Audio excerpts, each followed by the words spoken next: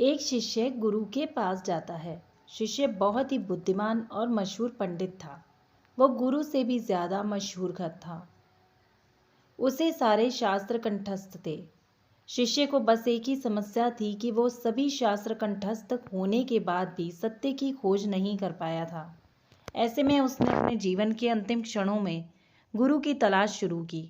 उसके नसीब अच्छे थे कि उसे गुरु मिल गए। वो गुरु के शरण में पहुंचा।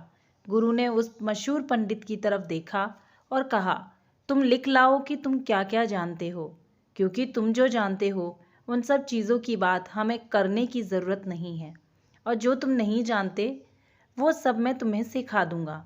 शिष्य को वो जो भी जानता था वो सब लिख के वापस आने में करीब 1 साल जितना लग गया। शिष्य को बहुत सारे शास्त्र याद थे, इसलिए वो सब लिखता ही रहा।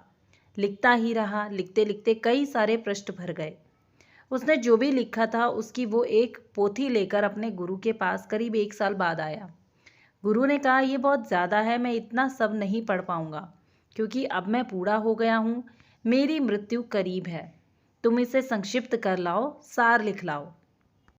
शिष्य फिर से चला जाता है। इस बार उसे 2 महीने लगते हैं। इस बार उसने केवल 100 पृष्ठ भर के लिखा और वो 100 पृष्ठ लेकर गुरु के पास गया। गुरु ने कहा, यह भी ज़्यादा है, इसे और संक्षिप्त करके लाओ। कुछ समय के बाद शिष्य अपने गुरु के पास एक ही पन्ने पर 60 सूत्र लिख के लाया, लेकिन गुरु बिल्कुल मरने के करीब था। उन्होंने कहा कि मैं सिर्फ तुम्हारे लिए ही रुका हूँ, तुम्हें समझ कब आएगी, इसे और संक्षिप्त कर लाओ। अब शिष्य को होश आता है।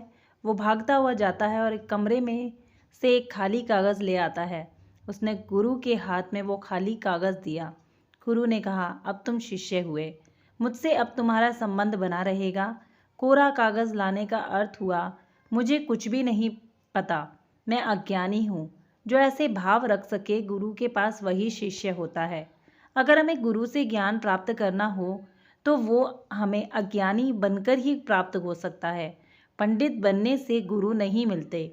अगर आप किसी के पास भी ज्ञान प्राप्त करने के लिए कुछ भी सीखने के लिए जाएं तो ये बात हमेशा याद रखना कि आपको जो आता है उसके बारे में आपको सामने वाले से बात नहीं करनी है। आप जो उनसे सीखने के लिए आए हो उसके बारे में बात करनी है।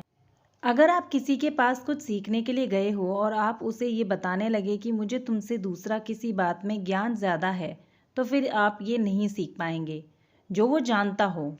इसलिए ये बात याद रखना कि हमेशा अज्ञानी बनकर ही ज्ञान प्राप्त हो सकता है। तो दोस्तों, ये वीडियो आपको कैसी लगी कमेंट सेक्शन में ज़रूर बताना। वीडियो को लाइक, चैनल को सब्सक्राइब करना ना भूलिएगा। आपका बहुत बहुत बहुत धन्यवाद।